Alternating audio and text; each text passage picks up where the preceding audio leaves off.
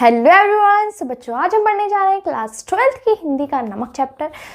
तो बच्चों, इस चैप्टर की जो लेखिका हैं उनका नाम है रजिया सज्जाद ज़हीर। बच्चों, ये जो राइटर हैं उन्होंने इस चैप्टर में, जब हमारा देश 1947 में जब आज़ाद हुआ था उस टाइम में बंटवारा भी हुआ था, लेकिन उसी के एक हिस्से के बारे में वो बताना चाहती हैं कि भले ही उस टाइम पर जो देश थे वो अलग अलग बट गए थे। जो लोग हिंदुस्तान रहते थे वो कुछ पाकिस्तान में पहुंच गए थे, कुछ जो पाकिस्तान में रहते थे वो हिंदुस्तान पहुंच गए थे। लेकिन भले ही देश में लकीर खिंच गई थी, बंटवारे हो गए थे, लेकिन उनके दिलों में लकीर नहीं खिंची थी। वो अभी भी उनके दिल में, जैसे जो पाकिस्तान से जो हिंदुस्तान रहते थे और जो पाकिस्तान चले गए, वो उनके दिल में अभी भी हिंदुस्तान बसता है। वो अभी भी हिंदुस्तान, उन्हें अभी भी हिंदुस्तान से लगाव है। तो वही वो इस चैप्टर में बताती हैं कि भले ही जो देश है वो बट गया है, अलग अलग हो गया है, लेकिन उनके दिलों में अभी भी जो उनके देश है वो जिंदा है, वो भी उसको नहीं भूले हैं। तो चलिए फिर शुरू करते हैं इस स्टोरी को बिना किसी देरी के। तो बच्चों, कहानी की शुरुआत कुछ ऐसे होती है कि इस कहानी की जो मुख्य पात्र हैं वो है सफिया। सफिया मुसलमान है और इनका जो मायका है वो लाहौर में है, लेकिन ये हिंदुस्तान में रहती हैं। तो ये हिंदुस्तान में ही एक जगह कीर्तन हो रहा था, सिख बीबी है उनके यहाँ कीर्तन हो रहा था, तो वहाँ आई हुई थी। इस कीर्तन में जब उन्होंने सिख बीबी को देखा तो उन्हें ताज्जुब लगा कि जो सिख बीबी है वो बिल्कुल हूबहू उनकी माँ की तरह नज़र आ रही है। उनकी शक्ल सूरत बिल्कुल उनकी माँ से मैच हो रही है और वो वैसा ही सफ़ेद मखमल का दुपट्टा ओढ़े हुए हैं जैसे उनकी जो माँ थी वो मुहर्रम पे ओढ़ा करती थी। तो सफिया उनको काफ़ी प्रेम से बहुत देर तक देख रही थी और वहीं पर जो सिख बीवी थी वो भी उनको बहुत प्रेम से देख रही थी, ऑब्जर्व कर रही थी। तो जब सिख बीवी से रहा नहीं गया, उन्होंने अपनी बहू से बुलाकर पूछा, उन्होंने अपनी बहू से पूछा कि ये कौन है, ये जो हमें ऐसे देख रही है ये कौन है। तो उनकी बहू ने उत्तर दिया कि ये सफिया है, ये मुसलमान है और ये कल अपने भाइयों से मिलने के लिए अपने मायके जा रही है, मतलब लाहौर जा रही हैं। तो ऐसे ही सिख बीवी को जब ये पता चला वो लाहौर की हैं, तो सिख बीवी को बहुत खुशी हुई कि जो सिख बीवी थी वो हिंदुस्तान के बंटवारे से पहले लाहौर में ही रहती थी, लाहौर ही उनका घर था, और जब बंटवारा हुआ तो वो हिंदुस्तान आ गई थी।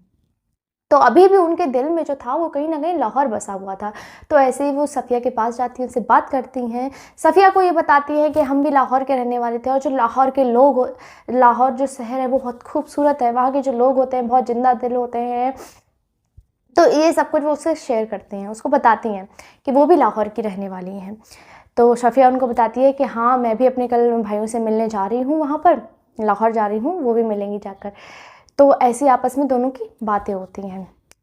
अब कीर्तन ख़त्म हो, 11 बज चुका होता है और कीर्तन ख़त्म हो जाता है और इसके बाद अब सफिया की जो है वो ट्रेन होती है लाहौर जाने के लिए। तो जो सिख बीबी हैं वो हिचकिचाते हुए, थोड़ी उनको हिचकिचाहट होती है, लेकिन वो कह देती हैं सफिया से, वो कहती हैं कि अगर तुम लाहौर जा ही रही हो तो मेरे लिए थोड़ा सा लाहौरी नमक लेती आना। तो उनको थोड़ी हिचकिचाहट होती है कहने में कि अभी मिले हैं और तुरंत ही मैंने उनसे गिफ्ट लाने के लिए कह दिया, या वहाँ से ये कह दिया कि थोड़ी सी नमक लेती आना, लेकिन वो हिचकिचाते हुए भी कह देती हैं कि मेरे लिए ज़्यादा नहीं, थोड़ा सा नमक लेती आना वहाँ से। इसके बाद क्या होता है, सफिया लाहौर के लिए निकल जाती हैं, अपने भाई बहनों से मिलती है वहाँ पर, और देखते ही कब 15 दिन गुजर जाते हैं पता भी नहीं चलता है। 15 दिन वो लाहौर में गुजार लेती है। अब इसके बाद उसकी हिंदुस्तान वापस लौटने की पारी होती है और अब उसके दिमाग में वही चल रहा होता है कि जो सिख बीबी हैं उन्होंने उससे नमक मांगा है, नमक मंगाया है, लेकिन वहाँ क्या होता है कि वहाँ से कोई भी सामान, नमक या कोई भी सामान वहाँ से आप लेकर हिंदुस्तान नहीं आ सकते, ये रूल है। तो वह ये सोचती है कि आखिर अब ले जाना तो है, उन्होंने इतने प्यार से कहा है और उसको अपनी माँ भी नज़र आती है उसमें, तो वो कैसे लेकर जाएगी वहाँ तक नमक। तो वही इस सोच में रहती है।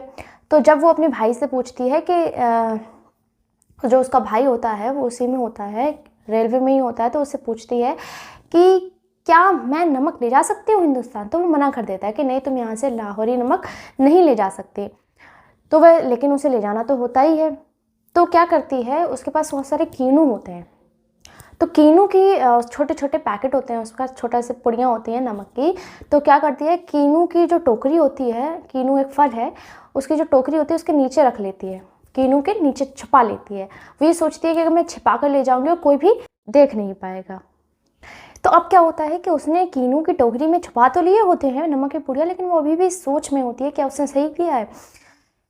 इसके बाद वो अपने सभी भाई बहनों से, अपने भतीजों से, सबसे विदा कहती है, अलविदा कहती है। और इसके बाद अपने इस यात्रा के लिए निकल जाती है, दिल्ली जाने के लिए वो निकल जाती है वहाँ से। तो अब क्या होता है कि अब उसका जो सामान होता है वहाँ पर उसका भाई भी बैठा हुआ होता है कस्टम रूम में, कस्टम ऑफिसर का जो रूम होता है वहाँ बैठे हुए होते हैं। वहीं साफिया भी बैठी हुई होती है, वेटिंग रूम में इंतज़ार कर रही होती है, क्योंकि उसका जो सामान हुआ होता है अब वो सामान उसका कस्टम ऑफिसर के पास चेकिंग के लिए जाने लगता है। तो अब वो ये सोचती है कि एकदम से उसके दिमाग में वही नमक की पुड़ियाँ चल रही होती हैं। तो वो ये कहती है कि मैं वो किसी के लिए तोहफा ले जा रही हूँ, तोहफे को चोरी से ले जाना अच्छी बात नहीं है। तो वो कहती है मैं उसको चोरी से नहीं ले जाऊँगी। वो तुरंत ही क्या करती है, टोकरी में से पुड़ियाँ निकालती है और उसका जो हैंड बैग होता है उसमें डाल लेती है, जिसमें उसके पासपोर्ट और पैसे रखे हुए होते हैं, वो उसी में डाल देती है। इसके बाद वो धीरे से कस्टम ऑफिसर होते हैं उनके पास जाती है, उनसे बातें करती है, उनको बताती है कैसे वो यहाँ आई है, कहाँ रहती है, वो सब उनको बताती है। तो ऐसे ही धीरे धीरे बातों बातों में कस्टम अधिकारी भी उनको बता देता है कि मैं भी वैसे दिल्ली का रहने वाला हूँ, मैं भी अपना वतन दिल्ली मानता हूँ। जब बंटवारा हुआ था तो मैं पाकिस्तान आ गया था, तब से मैं यहीं हूँ। तो वो उसके बाद वो बताती है, पुड़ियाँ धीरे से वो हैंडबैग से पुड़ियाँ निकालती है और उसको दिखाती है कस्टम ऑफिसर को, और सब कुछ सच सच बता देती है कैसे मैं ये हमारी जो सिख बीबी उनके लिए ले जा रही हूँ, ये तोहफे के रूप में उन्होंने मंगाया थोड़ा सा मुझसे नमक। तो जो कस्टम अधिकारी होता है वो पुड़ियाँ लेकर वापस से उसके हैंडबैग में डाल देता है और कहता है कि ये तो तोहफा है, ये तुम ले जा सकती हो, और सरहद अभी भी जो आपकी सिख बीबी है उनसे कहना कि लाहौर आज भी उनका वतन है और दिल्ली मेरा है, और हौसला रखिए, धीरे धीरे सब ठीक हो जाएगा। उनका कहने का मतलब था कि एक समय ऐसा आएगा जब दोनों एक हो जाएंगे वापस से और सब कुछ अच्छा हो जाएगा, किसी को भी ऐसे छुप के कोई भी चीज़ ले जानी नहीं पड़ेगी। इसके बाद क्या होता है, सफ़िया होती है वो अपनी ट्रेन में चढ़ जाती है, अटारी पर जो पाकिस्तान की पुलिस है वो उतर जाती है और हिंदुस्तान की पुलिस चढ़ जाती है। इसके बाद वो अमृतसर स्टेशन पे पहुंचती है, वहाँ पर दोबारा से चेकिंग होने वाली होती है। अब वो फिर से परेशान होती है कि अब यहाँ पर वो कैसे चेकिंग कराएगी और कैसे दिखाएगी सब कुछ, क्योंकि उसके पास तो लाहौरी नमक है, वो यहाँ तक लेकर आई है। तो अब फिर वो सोच में पड़ जाती है वो क्या करे, कैसे करे। तो इस बार वो ये सोचती है कि वो यहाँ पर भी सबको सच सच बता देगी कि कैसे वो उस नमक को यहाँ तक लेकर आई है, वो कुछ भी छुपाएगी नहीं, क्योंकि वो गिफ्ट है तो वो चोरी से नहीं दिखाएगी। अब क्या होता है, जब वो अमृतसर में उतर चुकी होती हैं तो अब वो उस कस्टम ऑफिसर को देखती हैं, हिंदुस्तान पहुंचकर आप कस्टम ऑफिसर को देखती हैं, उनको देखने में वो बंगाली लग रहे होते हैं। वो उतरती हैं और तुरंत ही जाकर उनको सब कुछ बता देती हैं कि उनके पास ऐसे नमक है, वो ऐसे तोहफे में नमक लेकर आई हैं, और वो नमक जो है वो जो सिख बीबी है उनको देना चाहती हैं।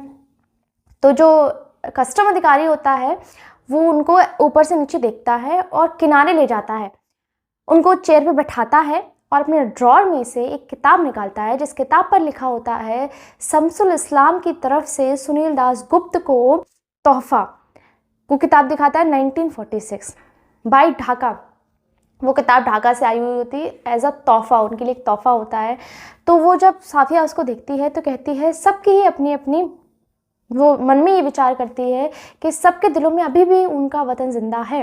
वो सुनील दास उनको बताते हैं कि जब वो 12-13 वर्ष के होंगे तब वो ढाका से, जो ढाका यानी अभी जो बांग्लादेश जाना जाता है, तो वो वहाँ के थे। जब 12-13 वर्ष के होंगे तब वो यहाँ आ गए थे, उसके बाद यहाँ उनकी नौकरी लग गई, तब से वो यहीं हैं। लेकिन अभी भी वो ढाका को ही अपना वतन मानते हैं, अभी भी उनके दिल में सिर्फ और सिर्फ ढाका ही है। तो वो बताते हैं कि आप जो वो कहते हैं कि ऐसे ही सबको अपने अपने वतन से प्रेम होता है, सबका जो भी जिसको वतन मानता है वो उसका है, और जल्द ही वो सब एक हो जाएगा। वो ऐसे दिलासा देते हैं सफ़िया को, और उसका जो हैंड बैग होता है वो जैसे ही पुल पर पहुंचते हैं उनका हैंड बैग विद नमक की पुड़िया वापस कर देते हैं। और जो सफ़िया है वो जब पुल पार कर रही होती है तो मन में विचार करती है कि उसका वतन कहाँ पर है, कस्टम के इस पार या कस्टम के उस तरफ। वो मन में ये विचार कर रही होती है।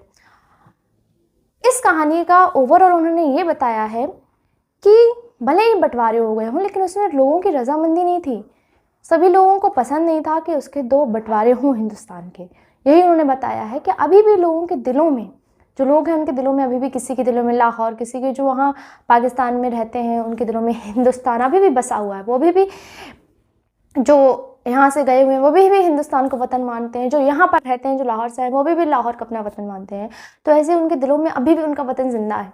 लेकिन कुछ लड़ाइयों की वजह से सब कुछ अलग अलग हो गया है, लकीर खिंच गई है देश में, लेकिन उससे लोगों के दिल अलग नहीं हुए हैं अभी तक। तो बच्चों, स्टोरी यहीं पर एंड होती है। All the very best.